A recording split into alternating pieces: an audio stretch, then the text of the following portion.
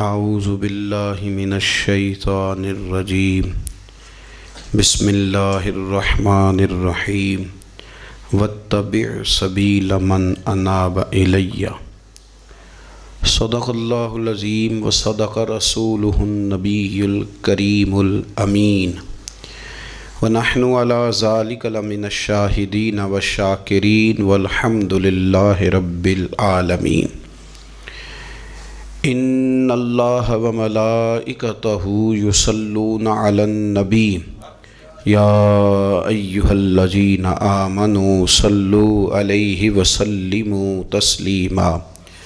الصلاۃ والسلام علیک یا سیدی یا رسول اللہ وعلی آلک واصحابک یا سیدی یا حبیب اللہ۔ الصلاۃ والسلام علیک یا سیدی یا نبی اللہ وعلی آلک واصحابک یا حبیب اللہ۔ حمد و صلاۃ کے بعد 22 جمادی الثانی امیر المومنین خلیفۃ المسلمین، اور یہ غور کرنے والے لفظ ہیں کہ افضل البشر بعد الانبیاء، خلیفہ اول بلا فصل حضرت سیدنا ابو بکر صدیق رضی اللہ تعالیٰ عنہ کا یوم وصال ہے۔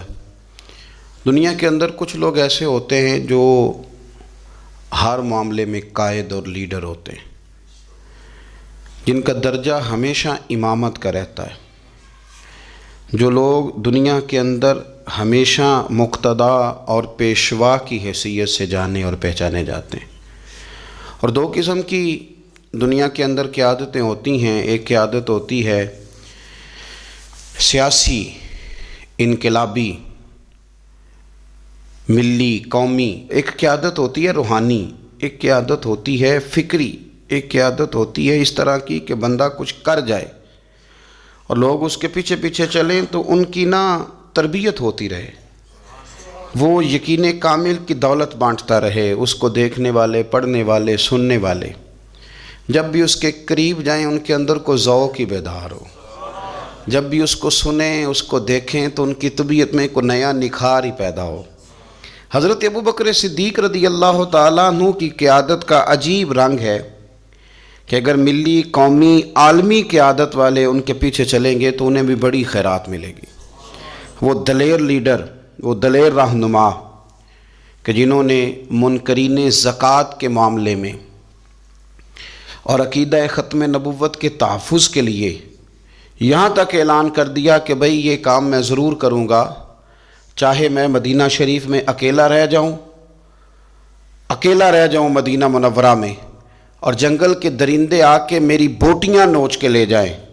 تو پھر بھی قیادت چونکہ میرے ذمے ہے تو میں سب کچھ قربان کر کے بھی دین متین کا تحفظ کروں گا۔ یہ ہے ان کی وہ قیادت جس کے پیچھے پھر لوگ چلے۔ لیکن ایک تو یہ تاریخ ہے کہ ایک مضبوط اعصاب والے قائد، اور ایک تاریخ یہ ہے بڑے بڑے لوگوں کو دنیا میں وفادار کہا گیا، بڑے بڑے لوگوں کو عاشق کہا گیا، بڑے بڑے لوگوں کو کہا گیا کہ یہ فنا ہے اپنے محبوب کی محبت میں، بڑے بڑے لوگوں کو کہا گیا کہ ان سے بڑھ کے ادب والا کوئی نہیں۔ لیکن تاریخ لکھنے والے اور قوموں کے حالات قلم بند کرنے والے اور لوگوں کو ادب کا، عشق کا، وفا کا پیغام دینے والے جب بھی قلم اٹھاتے ہیں اور وفا کی وہ حد تک جانے لگتے ہیں تو انہیں سب سے پہلے جو نام نظر آتا ہے وہ حضرت ابو بکر صدیق کا ہے۔ وفا بھی ختم ہے، ادب بھی ختم ہے، عشق بھی ختم ہے۔ کوئی دنیا کی تاریخ جس میں ادب لکھا جائے گا وہ محتاج رہے گی کہ اسے خیرات صرف حضرت صدیق اکبر کے دروازے سے ملے گی۔ وفاداری ہو، ادب ہو، عشق ہو، جانثاری ہو۔ یہ لوگ بڑا کچھ دیکھ داکھ کے چلتے ہیں، لیکن اقبال جیسے لوگ کہنے لگے جس بندے نے ختم کر دی ہے بات، ختم بس کر دی کہ اس سے آگے ہماری کائنات ختم ہو جاتی ہے، بس وہ جناب صدیق اکبر کی ذات ہے۔ انہوں نے لوگوں کو بتایا کہ ہماری دنیا شروع بھی مدینے والے محبوب کے قدموں سے ہوتی ہے اور ختم بھی مدینے والے محبوب کے قدموں میں۔ صدیق کے لیے ہے خدا کا رسول اور بس، ختم ہو گئی بات۔ تو حضرت ابو بکر صدیق رضی اللہ تعالیٰ عنہ کی زندگی کو پڑھنا، ان کے احوال کو جاننا ادب والے لوگوں کے لیے، عشق والے لوگوں کے لیے، اتباع والے لوگوں کے لیے، سید عالم میرے پیارے حبیب صلی اللہ علیہ وسلم کے نقش قدم چلنے والے لوگوں کے لیے بڑا ہی ضروری ہے۔ وہ جتنی دیر تک حضرت صدیق اکبر رضی اللہ تعالیٰ عنہ کو پڑھیں گے نہیں، سمجھیں گے نہیں، اتنی دیر تک پتہ نہیں چلے گا کہ حضور کا ادب کیسے کرنا ہے، حضور کی اتباع کیسے کرنی اور محبوب سے محبت کیسے کرنی۔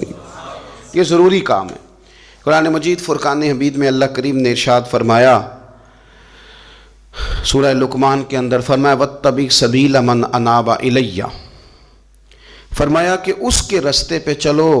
اس کی راہ پہ چلو جو میری طرف رجوع لایا ہے، جس نے میری طرف رجوع کیا اس کے پیچھے چلو۔ علامہ سید محمود آلوسی رحمۃ اللہ علیہ صاحب تفسیر روح المعانی فرماتے ہیں کہ یہ آیت تب نازل ہوئی تھی جب جناب صدیق اکبر نے کلمہ پڑھا تھا۔ آدمی جس لیول کا ہوتا ہے اس کی دوستیاں بھی اسی طرح کی ہوتی ہیں، اور جب کوئی بڑا آدمی کسی دینی اسلامی روحانی زندگی کو اپناتا ہے تو اس کے پیچھے چلنے والے بھی وہ زندگی اپنا لیتے ہیں۔ اسی لیے کہا گیا کہ لوگ اپنے سرداروں کے مذہب پہ ہوتے ہیں۔ حضرت سیدنا ابو بکر صدیق رضی اللہ تعالیٰ عنہ نے کلمہ پڑھا تو صاحب تفسیر روح المعانی ارشاد فرماتے ہیں کہ یہ بڑے گہرے دوست تھے حضرت ابو بکر صدیق کے، جو تاجر تھے نا بڑے بڑے مکے کے، چونکہ جناب صدیق اکبر بھی تاجر تھے، یہ تاجر سارے دوست تھے حضرت صدیق اکبر کے۔ کون کون؟ حضرت سیدنا عبد الرحمن ابن عوف رضی اللہ تعالیٰ عنہ، حضرت عثمان غنی رضی اللہ تعالیٰ عنہ، حضرت زبیر بن عوام رضی اللہ تعالیٰ عنہ، حضرت طلحہ بن عبید اللہ رضی اللہ تعالیٰ عنہ، یہ سارے لوگ حضرت صدیق اکبر رضی اللہ تعالیٰ عنہ کے دوست تھے۔ حضرت سعید بن زید رضی اللہ تعالیٰ عنہ، یہ سارے لوگ تاجر تھے۔ تو جب پتہ چلا نا کہ ایک بڑے تاجر نے، حضرت ابو بکر صدیق رضی اللہ تعالیٰ عنہ نے کلمہ پڑھ لیا ہے، تو یہ خبر جنگل کی آگ کی طرح پھیل گئی، ہر آدمی تک بات پہنچ گئی، ہر شخص نے اس بات کو سن لیا۔ اب وہ سارے لوگ تصدیق کرنے کے لیے کہ یار بڑا سیانہ بندہ ہے، بڑا سمجھدار آدمی ہے، تاجروں میں اس کا بڑا نام ہے، کاروباری لوگ اسے بڑے قریب سے جانتے ہیں، تو وہ تصدیق کرنے کے لیے سارے لوگ جناب صدیق اکبر کے پاس آئے۔ حضرت صدیق اکبر سے تصدیق اس طرح کی سنی، اس طرح کی تصدیق سنی، اس طرح کی تصدیق سنی کہ پھر سارے ہی مدینے والے محبوب کا کلمہ پڑھ گئے، حضور کا کلمہ پڑھ گئے، بس تصدیق کرنے آئے، تصدیق کرنے آئے حضور سے۔ اور نبی پاک صلی اللہ تعالیٰ تیریاں ویکھ کے اداواں تے میں مرید ہی ہو گئی۔ پھر وہ سارے حضور سید عالم آئے تھے تصدیق کرنے، سودا لینے کے لیے بازار گئے ہم، پر ہاتھ اس کے بکے جس کے خریدار گئے ہم۔ تو وہ نا حضور کی غلامی میں آ گئے۔ تو سمجھ لیں اس بات کو اور اس پر غور کر لیں کہ نبی پاک علیہ الصلاۃ والسلام کے اس غلام کا یہ حال ہے کہ یہ کلمہ پڑھیں تو مکے کے بڑے بڑے تاجروں میں انقلاب برپا کر دیں۔ اتنا اثر ہوا باقی لوگوں پہ کہ وہ تصدیق کرنے آئے تھے، تصدیق کرنے، اور ایسی تصدیق انہوں نے کی، ایسی تصدیق کی کہ پھر ساری زندگی مدینے والے محبوب کے گن گا کے گزار دی، ساری زندگی حضور سید عالم صلی اللہ علیہ وسلم۔ تو حضرت ابو بکر صدیق رضی اللہ تعالیٰ عنہ نے اپنی مقدس زندگی کے اندر نبی کریم صلی اللہ علیہ وسلم کی بارگاہ میں وقت گزارا۔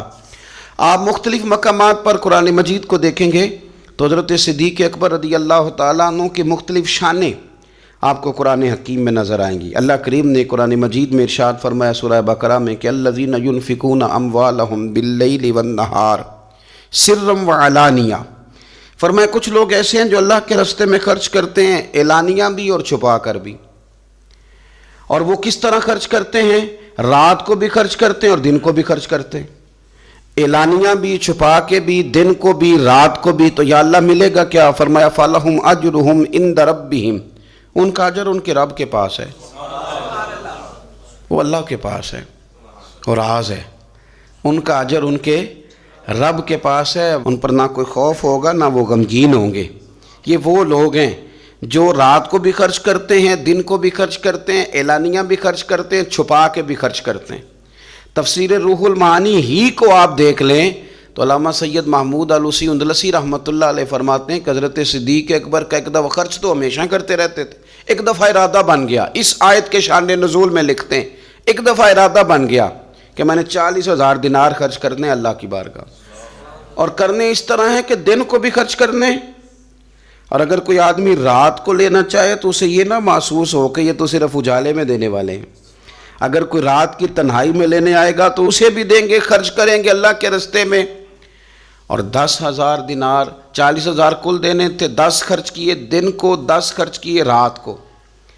10 اس وقت خرچ کیے جب ساری دنیا اعلان ہوتا ہے نا چندے کا تو سارے دے رہے ہوتے ہیں، 10 اس وقت خرچ کر دیا 10,000 دینار، اور پھر 10 چھپا کے خرچ کیا، 10 چھپا کے بھی خرچ کیا، یعنی اس وقت بیچ مجمع کے بھی دینا بعضوں کا بہتر ہوتا ہے کہ دوسروں کو بھی رغبت ہوتی ہے، کیونکہ ایک بندہ اگر کہیں خرچ کرتا ہے تو پھر دوسرے بھی دیکھ کے خرچ کرتے ہیں، تو جب سب دے رہے تھے تب بھی دیا، اور جب کوئی نہیں دے رہا تھا تو تب بھی دیا، اور دن کو بھی دیا اور رات کو بھی دیا، تو رب کریم نے پھر اس کا ذکر قرآن مجید میں فرما دیا۔ تو حضرت ابوبکر صدیق رضی اللہ تعالیٰ عنہ کی حیات مبارکہ کو آپ پڑھیں، اس پر آپ غور کریں، ایک مقام نہیں درجنوں مقامات آپ کو ایسے ملیں گے۔ اسی طرح امام فخر الدین رازی رحمۃ اللہ علیہ تفسیر کبیر میں فرماتے ہیں کہ یہ جو آیت ہے نا، ان الذین قالوا ربنا اللہ ثم استقاموا تتنزل علیہم الملائکہ، بے شک وہ لوگ جنہوں نے کہا کہ ہمارا رب اللہ ہے پھر وہ اس پر قائم ہو گئے تو ان پر فرشتے اترتے ہیں، اور فرشتے کیا کہتے ہیں؟ اللہ تخافوا ولا تحزنوا، خبردار خوف نہ کرو، غم نہ کھاؤ، وَأَبْشِرُوا بِالْجَنَّةِ الَّتِي كُنْتُمْ تُوعَدُونَ، اور خوش ہو جاؤ اس جنت پر، تمہیں خوشخبری دینے آئے ہیں اس جنت کی جس کا رب نے تمہارے ساتھ وعدہ کیا ہے۔ تو امام راضی کہتے ہیں یہ جو کہا نا کہ وہ لوگ جنہوں نے کہا اللہ ہمارا رب ہے پھر وہ ڈٹ گئے، پھر ان پر فرشتے اترے اور فرشتے خوشخبری دینے کے لیے اترے، فرمایا یہ بھی حضرت ابوبکر صدیق کی شان میں نازل ہوئی ہے۔ اس لیے کہ حضرت صدیق اکبر نے اس وقت کلمہ پڑھا تھا جب کوئی اور کلمہ نہیں پڑھتا تھا، پہلے مسلمان حضرت صدیق اکبر آزاد مردوں میں سے پہلے مسلمان، آپ نے کلمہ پڑھا، رش دیکھ کے تو بھائی عام جگہ پہ بھی بڑے لوگ آ جاتے ہیں، لیکن تنہائیوں میں ابتدا میں بالکل شروع میں جس ہستی نے صرف جلوہ والضحیٰ دیکھا، آج لوگ بڑے جمہوریت پسند ہیں کہ ساری دنیا جدھر جائے گی ہم نے ادھر جانا ہے، جدھر رش زیادہ ہوگا اس وقت ہم چلیں گے، لیکن حضرت ابوبکر صدیق رضی اللہ تعالیٰ عنہ اس وقت کلمہ پڑھا جب اسلام پر تنہائیاں تھیں، غربتوں کا دور تھا، انہوں نے یہ نہیں دیکھا کہ ساری دنیا کدھر ہے، انہوں نے یہ دیکھا کہ میرے محبوب کی رضا کدھر ہے، اور پھر اس پر انہوں نے تکلیفیں برداشت کیں، تکلیفیں پلیٹ میں رکھ کے نہیں غلامی مل جایا کرتی، تکلیفیں برداشت کی، مار بھی کھائی، مال بھی دیا، تکلیف بھی سہی، تانے بھی سہے، باتیں بھی سنی، قبیلے کے اندر سے بھی مخالفت ہوئی، باہر سے بھی مخالفت ہوئی، وہ ڈٹے رہے۔ تو رب فرماتے جب یہ ڈٹ گئے نا تو پھر میں نے بھی ان کی مدد کے لیے فرشتے نازل کر دیے، پھر اللہ تبارک و تعالیٰ نے انہیں کوئی لاوارث نہیں چھوڑا، پھر ان کی مدد اللہ نے اپنے فضل سے فرمائی۔ تو حضرت صدیق اکبر رضی اللہ تعالیٰ عنہ کی مقدس حیات مبارکہ، اس پر بے شمار فضائل میں آپ کو احادیث ملیں گی، بے شمار آپ کو آیات بینات ملیں گی۔ سمجھنے کی چیز یہ ہے کہ ان کی زندگی کو دیکھا جائے، پڑھا جائے۔ میں نے بڑا غور کیا ہے، جتنا کو میرا محدود سا مطالعہ ہے، جتنا کو میں فہم اور علم رکھتا ہوں، میں نے بڑا غور کیا ہے اور بڑی باریکی سے کیا ہے، اور ان کی زندگی کے شب و روز کو بار بار پڑھا ہے، اور وہ جتنے پیچ و تاب ہیں ہجرت سے لے کر بدر تک اور بدر سے لے کر فتح مکہ تک، ہر میدان، ہر جگہ، ہر کوچہ، ہر نگر، تو ایک ہی بات سمجھ میں آئی ہے کہ جس طرح پروانہ چراغ کے گرد گھوم کے زندگی گزار دیتا ہے، گھوم کے زندگی گزار دیتا ہے، روشنی جہاں نظر آتی ہے تو پروانہ ساتھ ہی نظر آتا ہے، کہیں اور دکھائی دیتا ہی نہیں۔ اسی طرح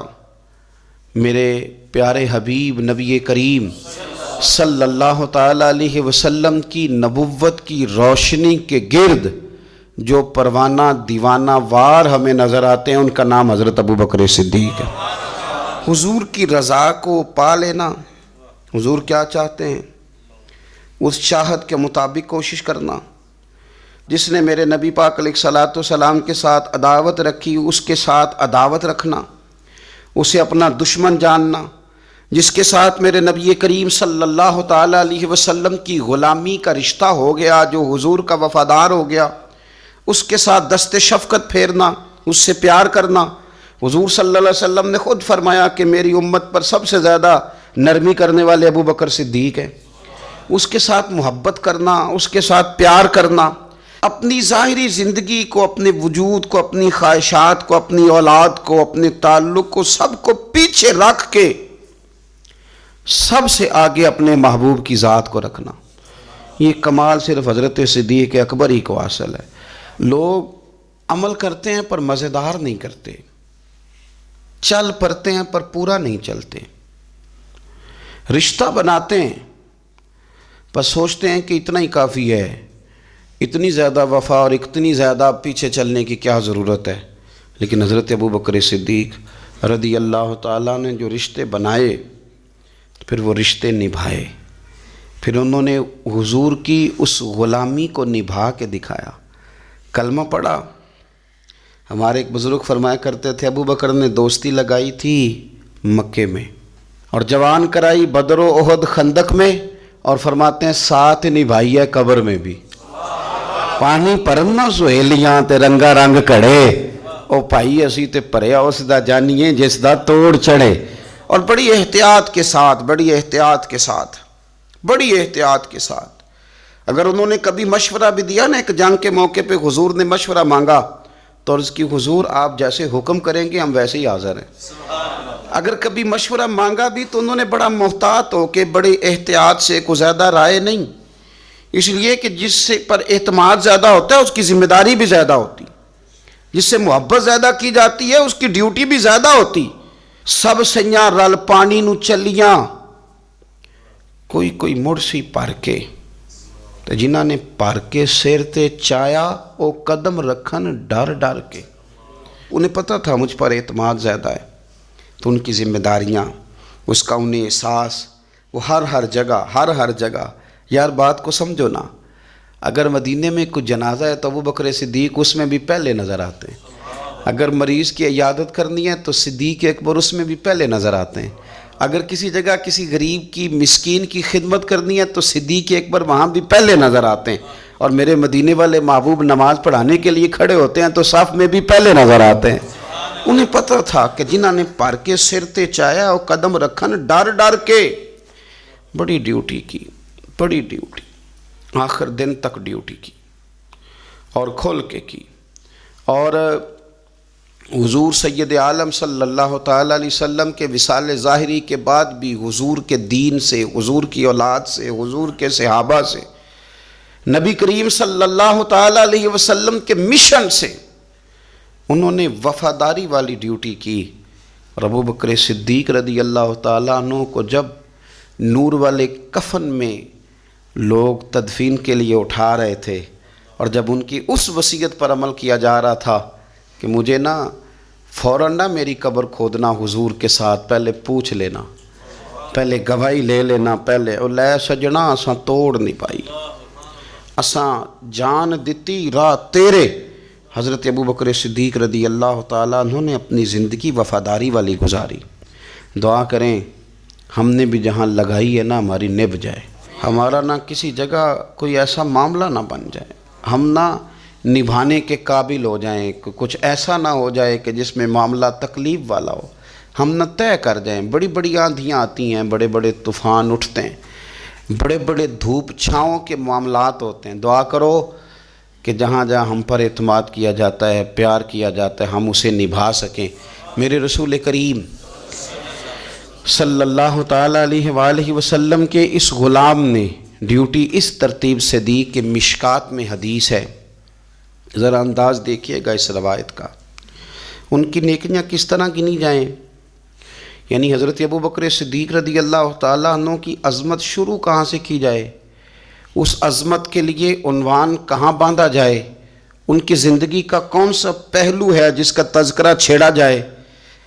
اور ان کی وفا کا ذکر کیا جائے،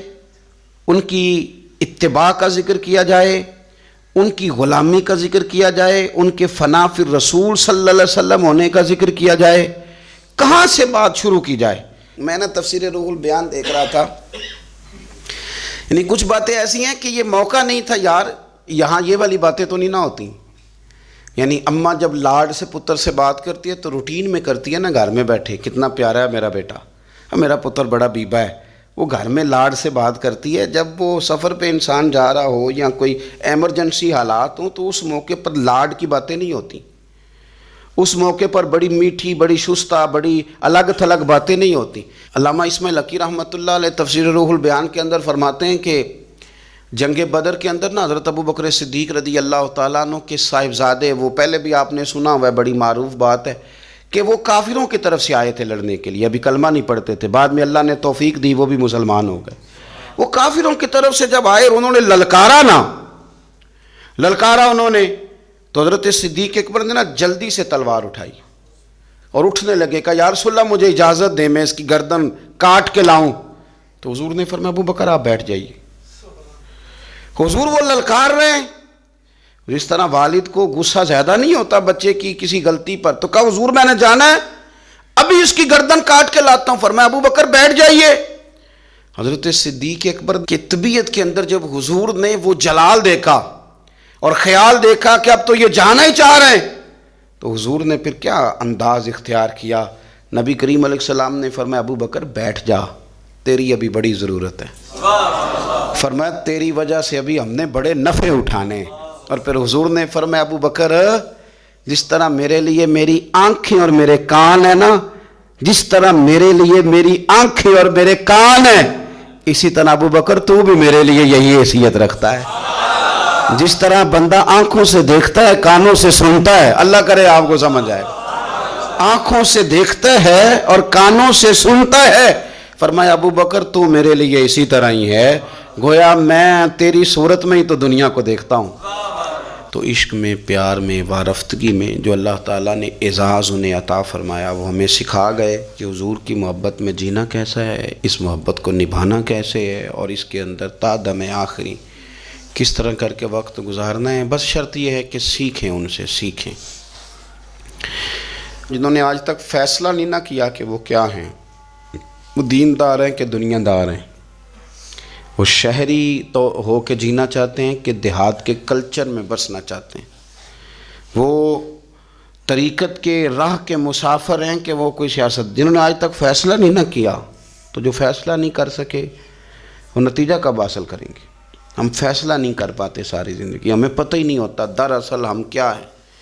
بس زندگی میں جن لوگوں نے فیصلہ کر لیا ہوا ہے نا کہ ہم کیا ہیں، ہم درویش ہیں، فقیر ہیں، صوفی ہیں، ہم دنیا دار ہیں، ہم مال و دولت والے ہیں، ہم سخی ہیں، ہم متقی پرہیزگار ہیں، عبادت کیا ہیں ہم، جنہوں نے فیصلہ کر لیا ہے نا پھر ان کا سفر بھی شروع ہو گیا، ان کا سفر بھی شروع ہو گیا. جب سفر شروع ہو جائے تو پھر کبھی نہ کبھی منزل بھی